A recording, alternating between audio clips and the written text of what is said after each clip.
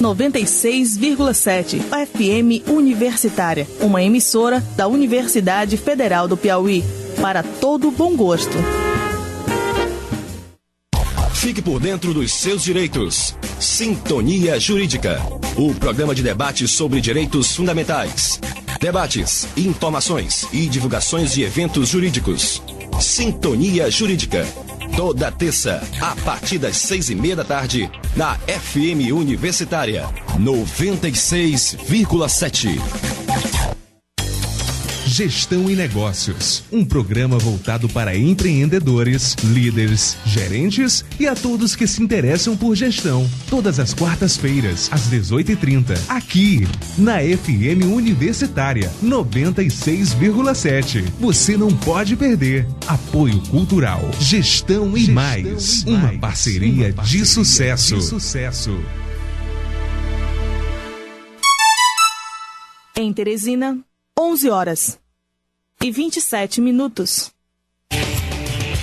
Começa agora, na sua 96,7, Universitária Esportiva. Tudo sobre o mundo dos esportes, com destaque para o esporte amador.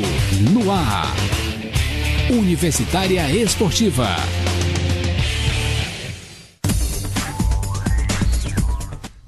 Bom dia, ouvintes. Começamos mais Universitária Esportiva e ao meu lado, Neila do Rego Monteiro. E ao meu lado, Emanuele Madeira. No boletim vamos falar do primeiro jogo da semifinal do Novo Basquete Brasil entre Flamengo e São José e como foram os brasileiros no UFC Korean Zombie vs Poirier, além de descobrir quem deve ser o próximo desafiante de José Aldo. No Bola na Rede vamos falar como andam Vasco e Corinthians para o jogo de hoje. Os dois times vão com tudo para chegar à próxima fase da Libertadores. E hoje também tem Campeonato Piauiense, 7ª rodada e jogos de grande importância para os times que disputam a liderança e os que querem sair da crise. Fiquem ligados que o Universitária Esportiva está no ar.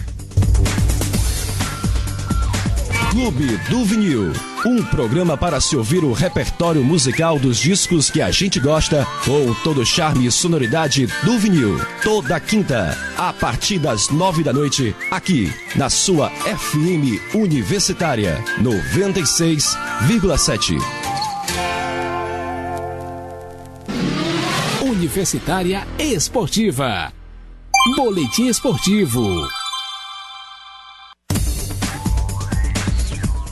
E ontem tivemos mais uma rodada do Campeonato Adulto de Handebol. Um bom número de gols nas duas partidas de ontem revelaram um alto nível técnico da competição. Nos jogos, o time do Novo Puti venceu o time do Joca Vieira por 30-28. E o time GHC Kaique venceu o time do Colégio Nova Geração pelo placar de 40-23. As próximas partidas acontecem amanhã no setor de esportes da Universidade Federal. Às 19h30, o time GHC Kaique da UFP joga com o Novo Puti. E fechando os jogos da quinta, às 21h30, o Joca Vieira enfrenta o Colégio Nova Geração. E Hélio Castro Neves ficou perto de liderar o 4º treino livre para as 500 milhas de Indianápolis, realizada ontem, no quadrioval de 2,5 milhas. O brasileiro da Penske esteve na ponta da tabela até pouco mais de 10 minutos do fim da sessão, de 6 horas, sendo superado no fim por Marco Andretti. Tricampeão das 500 milhas, Castro Neves finalizou o dia como o melhor representante da Penske. James Hinchcliffe colocou um segundo carro da Andretti em terceiro, à frente de Graham Hall da Ganassi. Ryan Hunter-Reay foi o terceiro piloto do time de Michel Andretti a aparecer entre os 5 primeiros. Rubens Barrichello também melhorou em 2/10 sua marca do dia anterior. No entanto, o competidor da KV perdeu terreno para outros competidores e terminou o dia em 29º entre 30 participantes. Barrichello foi mais rápido apenas que Simona de Silvestro, da HVM, única usuária do motor Lotus a treinar nesta terça, e ficou logo atrás da compatriota Bia Figueiredo, da Andretti Conquest. O outro brasileiro inscrito, Tony Canaan, companheiro de Rubens na KV, encerrou as atividades na 19ª colocação, enquanto os rivais Will Power e Dário Franchitti fecharam o dia próximos na tabela, em 7º e 8º. Já o veterano da Fórmula 1, Jean Alesi, que participará da prova pela pequena Fanforce com os fracos motores Lotus, não participou da sessão de ontem. O maior destaque do quarto treino livre foi o teste de vácuo realizado por vários pilotos nos minutos finais. Em dado momento, 15 carros chegaram a formar um grande pelotão em fila indiana, simulando com maior realismo a situação que deve encontrar em boa parte da corrida, marcada para 27 de maio. E o Flamengo abriu 1-0 na série válida pela semifinal do Novo Basquete Brasil ao bater em casa a equipe do São José pelo placar de 84-68. A partida foi realizada no Tijuca Tênis Clube, no Rio de Janeiro. Agora, Flamengo e São José voltam a se enfrentar na próxima sexta-feira às 19 horas. O jogo 2 da série será no ginásio Lineu de Moura, em São José dos Campos. O ala norte-americano David Jackson do Flamengo e Dedé do São José foram os maiores pontuadores do jogo, com 17 pontos cada. Marcelinho e Caio Torres do Flamengo também tiveram boa atuação e anotaram 14 pontos cada um. E o Brasil conseguiu ontem encerrar um incômodo jejum no UFC. No dia em que se completaria 3 meses da última vitória verde-amarela em lutas da organização, o lutador Johnny Eduardo, do peso galo, colocou fim à maré ruim no octógono, venceu Jeff Curran por pontos em decisão unânime. Aos 33 anos de idade, Johnny Eduardo somou sua 26ª vitória na carreira. Ele ainda soma 9 derrotas em seu cartel.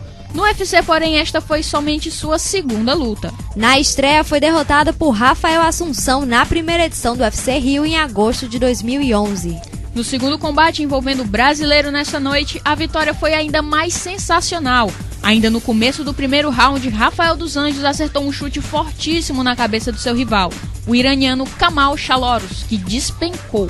Na sequência, Rafael ainda acertou diversos socos, mas encerrou a luta após finalizar com um mata-leão. Esta foi a 16ª vitória da carreira do brasileiro, que somada ainda 6 derrotas no MMA. Pelo UFC, ele já fez 9 lutas, 4 derrotas e 5 vitórias com a desta terça. E o terceiro brasileiro a entrar no octógono foi Carlo Prater nos pesos médios. E diferentemente dos outros brazucas, ele acabou derrotado por pontos por TJ Graham. Durante os 3 rounds, Prater foi bastante castigado e não chegou sequer a ameaçar seu adversário no duelo. Graham, aliás, esteve perto da finalização por ao menos 2 vezes, mas Prater foi salvo primeiro pelo fim no segundo round e depois do terceiro. Esta foi a segunda luta do brasileiro no UFC. Em sua estreia no UFC Rio 2, em janeiro, ele também foi derrotado, mas acabou herdando a vitória de Eric Silva, que foi desclassificado por golpes ilegais em uma decisão que causou bastante polêmica. E o único brasileiro a lutar no card principal do evento, Fábio Maldonado, nos meios pesados, também acabou derrotado. Depois de 3 rounds bastante disputados, os juízes, em decisão unânime, deram a vitória para o croata Igor Porkrajak. Algumas pessoas presentes na arena chegaram até a ensaiar uma vaia para os resultados, já que Maldonado teve momentos melhores na luta, principalmente no primeiro round, quando conseguiu uma sequência longa de socos no rosto do rival. Até mesmo Dana White, presidente do UFC, não concordou com a decisão. Em sua página no Twitter, ele concordou que Maldonado foi o vencedor da luta. Esta foi a segunda derrota consecutiva do lutador no UFC. Em junho de 2011, ele perdeu também por decisão unânime para Kyle Kingsbury. Agora, em seu cartel no MMA, ele tem 18 vitórias e 5 derrotas. E na luta da noite, Shang Tsung Yong foi derrotado, foi o destaque da noite da edição do UFC em Fairfax, nos Estados Unidos. Apelidado de zumbi coreano, o lutador fez uma grande apresentação e finalizou Dusty Poirier, faturando 2 bônus dados pela organização. De quebra, colocou-se como o próximo desafiante ao cinturão dos penas, que hoje pertence ao brasileiro José Aldo. Ele defende o título contra Eric Koch em julho. E a lenda do MMA, o russo Fedor Emelianenko, reconheceu ontem que está próximo de encerrar sua carreira. Durante uma coletiva de imprensa para promover a sua luta contra o brasileiro Pedro Rizzo pelo M1 Global, ele fez o anúncio. O último imperador descartou uma luta contra o vencedor do GP dos pesos pesados do Strikeforce, que terá sua final disputada no próximo sábado por conta de seus planos de aposentadoria. Fedor disputou o GP no ano passado e foi derrotado logo na primeira luta pelo brasileiro Antônio Pezão. A final acontece no sábado em San José, nos Estados Unidos, entre Josh Partner e Daniel Cormier. Não ficou claro, porém, se a luta contra Rizzo, marcada para 21 de junho em São Petersburgo, será a última antes da aposentadoria. Ele disse que pretende se manter envolvido no esporte e possivelmente ensine artes marciais aos jovens. Fedor Emelianenko foi considerado pela maior parte da última década como o melhor lutador de MMA peso por peso do mundo, graças a uma invencibilidade de 28 lutas entre 2000 e 2010. Durante esse período conquistou o título no Rings Pride Vama. Em junho de 2010, o russo foi enfim derrotado pelo brasileiro Fabrício Verdun por finalização no Strikeforce. Ele sofreu ainda 2 derrotas seguidas para Pezão e Dan Henderson antes de deixar os Estados Unidos e vencer suas 2 últimas lutas contra Jeff Monson e Satoshi Ishii. Ao todo, seu cartel tem 33 vitórias, 4 derrotas e 1 luta sem resultado. Mais um dos grandes nomes do Pride, então, indo embora do octógono agora, já que ele tá no UFC.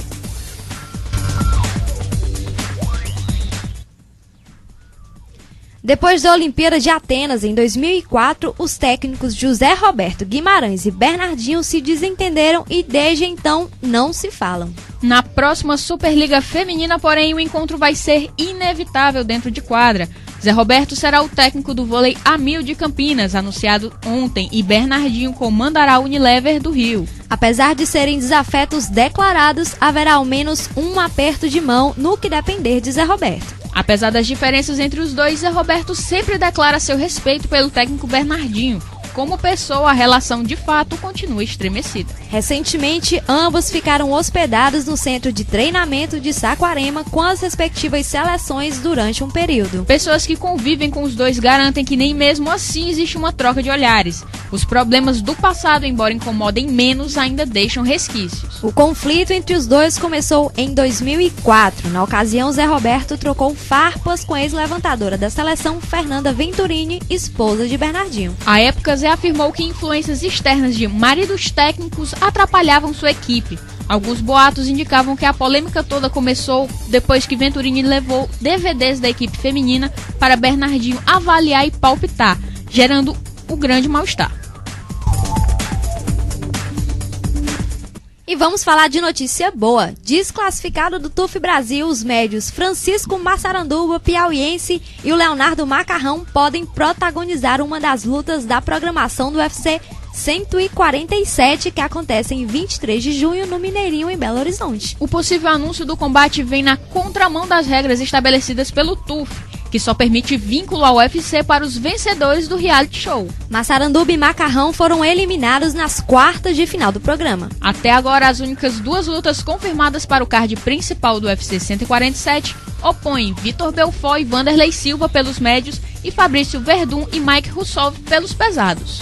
A luta ainda vai ser um desafio para o Massaranduba, que começou a lutar na categoria médio, agora com a entrada do TUF, porque ele era peso leve, fez todos os torneios que lutou como peso leve. Para entrar no TUF teve que engordar 14 quilos para poder participar do reality show. E isso se deu, aí a gente pôde ver claramente o cansaço que ele teve na última luta apresentada pelo reality show do TUF na Rede Globo, que foi... No terceiro round ele nem levantava mais. Ele desistiu por causa do cansaço. Universitária Esportiva volta já. O mundo é brega e dá pra se divertir com o Brega Night da banda Durim Durim. A festa acontece no sábado, dia 19, no bar Bossa Nova. Abertura com o cantor Pedro Felipe. O mundo é brega e dá pra se divertir com o Brega Night da banda Durim Durim. Apoio FM Universitária e Altec Studio. Universitária Esportiva. Bola na rede. E ontem a seleção brasileira de futsal fez amistoso em Maceió e ganhou da Costa Rica por 5-2 em preparação para a Copa do Mundo de Futsal da FIFA em novembro na Tailândia. No último sábado, o Brasil já havia vencido por 5-0. A partida de ontem foi a de número 200 do astro Falcão com a camisa amarela. Gé com 2 gols, Dieguinho, Pichote e Neto fizeram os gols da seleção brasileira. Rica Brenez e Diego Zuninga descontaram para a seleção costarriquenha. Apesar do triunfo do Brasil, Falcão não conseguiu atingir um feito histórico em sua carreira. Caso tivesse marcado pelo menos um gol, de número 337, o camisa 12 teria se tornado o maior artilheiro de uma seleção entre todas as modalidades de futebol regulamentadas pela FIFA, incluindo o futebol de campo, futebol de areia e futsal. O recordista, juntamente com Falcão, é o ex-jogador de futebol de areia, Neném. Amanhã, a seleção tem encontro marcado com a Guatemala em Rio Branco, no Acre, para mais um amistoso preparatório para a Copa do Mundo. E o sonho do torcedor santista de ver o Robinho com a camisa do time no ano do centenário foi encerrado pelo presidente Luiz Álvaro de Oliveira. O dirigente do Peixe confirmou que estudou a contratação do atleta para essa temporada, mas ficou frustrado ao ver que o Milan não liberará o jogador antes do término de seu contrato. Robinho chegou ao clube rossoneiro por 15 milhões de euros com uma das grandes esperanças de gols da equipe. Mesmo com todo o apoio recebido pela comissão técnica, o atacante não conseguiu corresponder às expectativas da diretoria e amargou o banco de reservas durante boa parte da última temporada. E enquanto o Robinho não vem, após contratar o lateral direito Rafael Galhardo e o zagueiro David Braz na negociação que envolveu a ida do volante Y para o Flamengo, o Santos está próximo de anunciar a transferência do centroavante Bill para a Vila Belmiro. A informação foi confirmada pelo próprio presidente alvinegro Luiz Álvaro de Oliveira. O dirigente revelou que o atacante já se encontra nas dependências do Santos e que deverá firmar contrato com o clube nos próximos dias. Sem ser aproveitado pelo técnico Tite no Parque São Jorge, o centroavante, que esteve emprestado ao Coritiba no ano passado, já foi liberado pelo Bragantino, dono de 35% dos seus direitos econômicos, para fechar sua transação para o Santos. Além da contratação de Bill, somada aos acertos com Rafael Galhardo e David Braz, o Peixe poderá contar com o meio-atacante Bernardo no Brasileirão. Emprestado pelo Vasco, o jogador não pode ser inscrito na Libertadores. Lateral esquerdo Gerson Magrão, que está em litígio com o Dinamo de Kiev, também assinou com os alvinegros e, além de ter sido registrado pelo clube no principal torneio de clubes das Américas, irá vestir a camisa santista na Série A do Nacional. E enquanto o elenco do Botafogo viajou para Saquarema, os dirigentes do clube se reuniram para resolver a situação do atacante Jobson, que faltou em alguns treinos. O vice de futebol André Silva afirmou que o jogador permanecerá no clube, mas ressaltou que ele está sendo descontado e seguirá com o tratamento de uma lesão muscular. E falando em Botafogo, o time tem interesse na contratação de Liedson e voltará a investir na chegada do zagueiro Túlio Tanaka. Estas são as prioridades do clube após falhar na Copa do Brasil e no Campeonato Carioca. O atacante não vive grande fase no Corinthians e nem mesmo foi relacionado para o confronto contra o Vasco.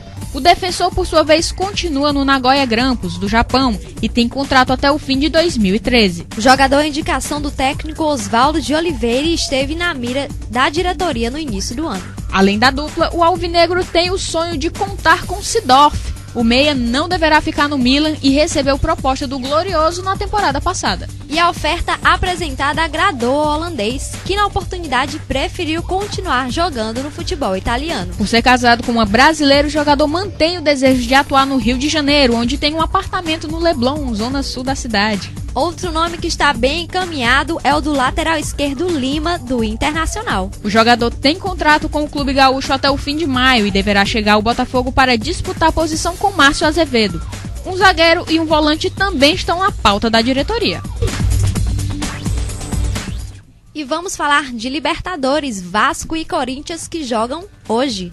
Nas 10 vezes que participou de um confronto de mata-mata visando o adversário da Libertadores, o Corinthians conseguiu 1 vitória, 6 derrotas e 3 empates. A única vez que iniciou um duelo vencendo fora de casa foi contra o Espoli do Equador, que só disputou uma edição do torneio em 1996 e perdeu para os corintianos por 3-1. Já o Vasco, nas 6 vezes que começou um confronto eliminatório como mandante, venceu 4, empatou 3 e perdeu apenas 1, onde foi eliminado pelo Boca Juniors nas quartas de final de 2001 por 1-0. Quem venceu o confronto hoje chega às semifinais do torneio depois de mais de 10 anos. Os dois times só estiveram uma vez entre os 4 melhores da Libertadores. O Vasco em 1998, quando foi campeão, e o Corinthians em 2000, quando caiu para o Palmeiras. Na primeira vez que chegou a um mata-mata de Libertadores, o Vasco empatou com o Colo-Colo em casa na Libertadores de 90. Passou no Chile e novamente empatou no Rio contra o Atlético Nacional, sendo eliminado pelos colombianos na volta. Em 98, ano do único título vascaíno, o clube venceu nas 3 vezes que abriu o duelo em São Januário. contra o Cruzeiro nas oitavas, contra o River Plate na semifinal e o Barcelona de Guayaquil na final. Neste ano, o time venceu o Lanús por 2-1 em casa, antes de buscar a vaga nos pênaltis em Buenos Aires. O retrospecto geral em partidas eliminatórias em casa é de 6 vitórias, 2 empates e 2 derrotas. Já o Corinthians, na primeira vez que chegou às oitavas de uma Libertadores, visitou o Boca Juniors em 91, perdeu e só empatou no Pacaembu, acabando eliminado. Em 96, venceu uma única vez, abrindo como visitante diante do Empoli. Nas quartas, perdeu de 3-0 do Grêmio em casa e até ganhou em Porto Alegre, mas pelo placar mínimo. Em 99, empatou fora com o Jorge Wilstermann e avançou nas seguidas. Mas em seguida perdeu para o Palmeiras no Morumbi antes de vencer na volta e cair nas penalidades. E falando do jogo de hoje, os dois times têm desfalques. O Vasco não conta com Dedé, afastado há cerca de um mês por uma lesão na fíbula e ainda não se livrou das dores, podendo ser novidade para o jogo de volta. Já Juninho Pernambucano, que foi poupado do treino de segunda-feira, participou normalmente do rachão da manhã de terça e deve ser titular contra o Corinthians. A dúvida é pela escalação de Felipe ou pela sequência de Newton, que marcou na última partida. E o técnico Tite tem a volta de Jorge Henrique, que cumpriu suspensão e deve formar a dupla de ataque com Emerson. Sem Liedson, que nem viajou para o Rio de Janeiro, o time também deve ter William como opção no banco de reservas, já que Alex e Danilo serão mantidos na equipe titular. Na lateral direita, Edenilson se machucou contra o Emelec e Alessandro recupera a posição. A surpresa fica por conta do reserva no gol. Júlio César nem foi relacionado e Danilo Fernandes é o suplente de Cássio. Fora do time do Chelsea desde o dia 15 de abril, quando machucou a coxa direita em jogo válido pelas semifinais da Copa da Inglaterra, o zagueiro Davi Luiz voltou a treinar com os companheiros e afirmou que está pronto para disputar a final da Liga dos Campeões no próximo sábado contra o Bayern de Munique. Com a suspensão de John Terry, que foi expulso na partida de volta das semifinais contra o Barcelona, Davi Luiz deverá formar a dupla de zaga titular na Allianz Arena contra Gary Cahill, que também está em fase final de recuperação de lesão. Com isso, a retaguarda dos ingleses para a decisão deve ser formada por Bozingua, Cahill, Davi Luiz e Ashley Cole. Também suspenso, o brasileiro Ramírez deve ser substituído pelo volante ganês Mikael Essien, com Mata compondo meio-campo ao lado de Lampard, já que Raul Meireles é outro fora. De resto, o técnico italiano Roberto Di Matteo, que ainda não confirmou se permanece ou não em Stamford Bridge, para a próxima temporada deve ter os seus titulares disponíveis. E falando de Copa do Brasil, o confronto de hoje no Morumbi definirá um novo ambiente para dois clubes que tiveram uma semana de tranquilidade antes do primeiro duelo pelas quartas de final. São Paulo, com um clima melhor devido à volta de Paulo Miranda ao time, terá pela frente um Goiás que entra em campo após conquistar o campeonato estadual. Uma derrota em casa na ida complicaria a situação do técnico São Paulino, mas o treinador afirma nem pensar na possibilidade. O comandante, mantido no clube devido aos resultados, pensa em vencer tanto em São Paulo quanto no Centro-Oeste, minimizando até a busca por um placar elástico como anfitrião para ter vantagem no jogo da próxima quarta-feira no Serra Dourada. A tentativa de triunfo no estádio do Tricolor passa por duas mudanças. Além da volta de Paulo Miranda no lugar de Edson Silva, o esquema tático será trocado novamente com a saída do atacante Fernandinho para a entrada do meia Jadson. Desta forma, Leão espera ter menos dificuldade do que diante da Ponte Preta na fase anterior. E a equipe alviverde terá de superar desfalques no Morumbi. O meia Felipe Amorim e o zagueiro Hernando estão vetados pelos médicos, enquanto o volante Thiago Mendes cumprirá a suspensão por ter recebido o terceiro cartão amarelo na competição diante do Atlético Mineiro. A boa notícia para o técnico Anderson Moreira é que o zagueiro Valmir Lucas está recuperado da contusão muscular que reclamava desde o empate contra o Atlético Goianiense no domingo, que garantiu o título estadual a Goiás. E o volante Marcos Paulo e o meia Thiago Humberto também estão confirmados no time. E depois de vencer no estadual, o Coritiba encerra as comemorações e passa a focar a Copa do Brasil, onde joga hoje com o Vitória no estádio Barradão pelas quartas de final. O Vitória, por sua vez, tenta se curar da ressaca após perder o título baiano para o rival Bahia. O técnico Marcelo Oliveira terá alguns desfalques para montar a equipe, que tem como objetivo levar alguma vantagem para o jogo da volta em Curitiba. Os meias Tcheco e Rafinha, que deixaram o gramado do Alto da Glória sentindo dores, devem ser vetados pelo departamento médico médico. Já Lucas Mendes cumpre suspensão automática pelo 3º cartão amarelo recebido. O Vitória tenta se recuperar da perda do título estadual e precisa avançar na competição para salvar o primeiro semestre. Entretanto, o técnico Ricardo Silva terá problemas para montar o time. O lateral direito Romário está fora com uma lesão no joelho. O volante Wellington, com 3 cartões amarelos, e o meia Pedro Ken, expulso na vitória diante do Botafogo, cumprem suspensão automática. As novidades podem ser os reforços Ananias como volante e o jovem Dimas na lateral. E o Palmeiras enfrenta o Atlético Paranaense pelas quartas de final da Copa do Brasil. Os comandados de Filipão admitem que precisam do título da Copa do Brasil a qualquer custo para que a pressão no Palestra Itália fique um pouco menor. Para estrear nas quartas de final da competição, o treinador palmeirense não deve mudar muito o time que venceu o Paraná por 4-0 na quarta-feira passada na Arena Barueri. A grande dúvida fica por conta de quem substituirá Henrique, que tomou o cartão vermelho, Roman ou Leandro Amaro. Mazinho e Luan também brigam por uma vaga ao lado de Hernan Barcos. E a defesa do Palmeiras passa pelo maior teste na competição até aqui, parar o artilheiro Guerron, que tem 7 gols em 4 jogos. Um esquema especial foi montado para parar o equatoriano. O clima de guerra criado por Felipão nos vestiários também será importante. Do outro lado, o Atlético Paranaense tem aproveitamento 100% nos jogos em casa na Copa do Brasil. Nas fases anteriores, venceu o Sampaio Correia, Criciúma e Cruzeiro. Diante do Palmeiras, o time tenta pela primeira vez na sua história avançar para as semifinais do torneio. O treinador tem problemas para definir o time, especialmente na lateral esquerda. O titular Heracles sente uma lesão de tornozelo e ainda é dúvida. O substituto, Bruno Costa, sofreu uma lesão muscular no Atletiba e foi vetado. Assim, Carrasco talvez seja obrigado a improvisar o meia Zezinho no setor. Outra indefinição ocorre na lateral direita. O técnico aguarda pela liberação de Gabriel Marques, que se recupera de uma luxação no ombro direito. Se não puder contar com ele, o Júnior Clebson será mantido na posição. E acabou o ciclo de Marcelo Paraíba no esporte. O atacante preferiu aceitar a proposta do Grêmio Barueri e irá disputar a Série B do Campeonato Brasileiro pelo Clube Paulista. O esporte comunicou sua saída através do site oficial e agradeceu pelo período que ele defendeu o time pernambucano. Em nota, o presidente do clube agradeceu a dedicação do meia durante o período em que vestiu a camisa rubro-negra.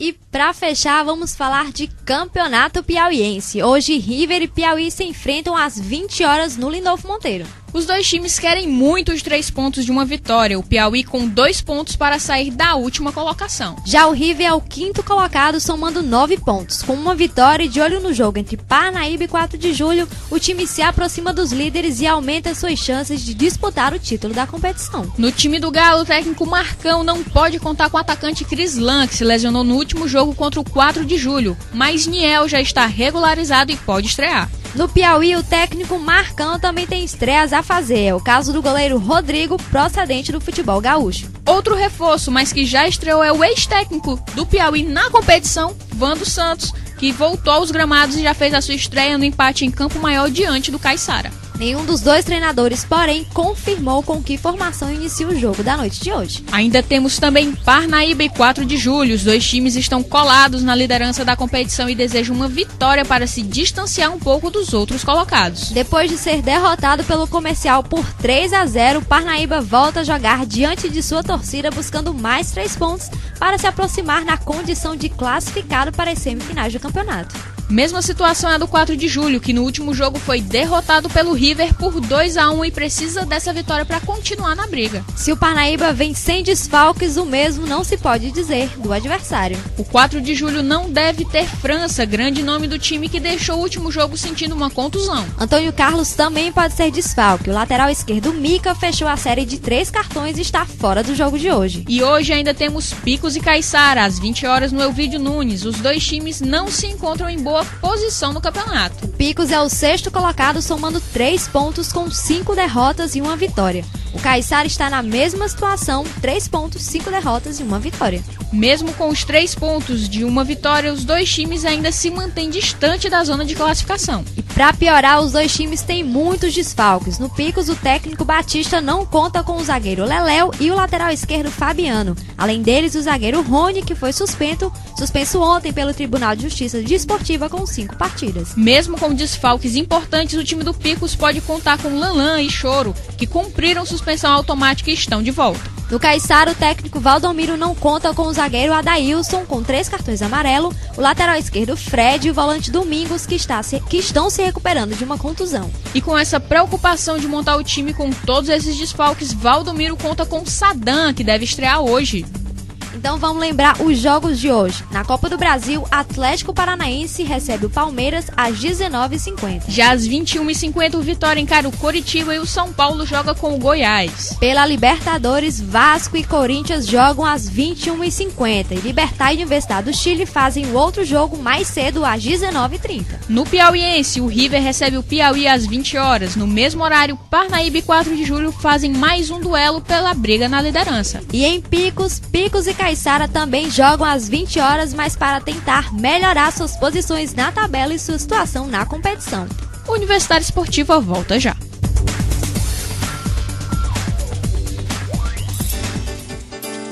Observatório da Imprensa, diariamente à 13h, aqui na sua FM Universitária 96,7. –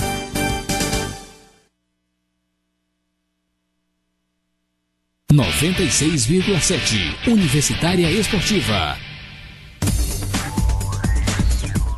E quem quiser mandar suas sugestões, nos dar críticas ou entrar em contato com a Rádio FM Universitária, liga pra gente pelo telefone 3237-1619.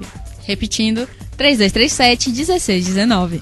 Vocês também podem falar com a gente através do nosso e-mail. Anotem universitarioesportiva@hotmail.com, universitarioesportiva@hotmail.com. E por hoje é só. A Universitária Esportiva chegou ao fim. O programa foi apresentado por Neila do Rego Monteiro e Emanuele Madeiro. Programa realização da FM Universitária 96,7. Direção-geral do professor Paulo Vilhena. Trabalhos técnicos de Ricardo Souza. Redação de Anne Beatriz Lima e produção de Naira Macedo. Amanhã o Universitário Esportivo está de volta com mais novidades, o resultado da rodada do Campeonato Piauiense hoje e os comentários de Flávio Meirelles. Ainda estamos tentando uma entrevista especial para vocês que vão ficar ligadinhos na gente. Então, muito obrigada pelo carinho da sintonia. Continuem com a nossa programação.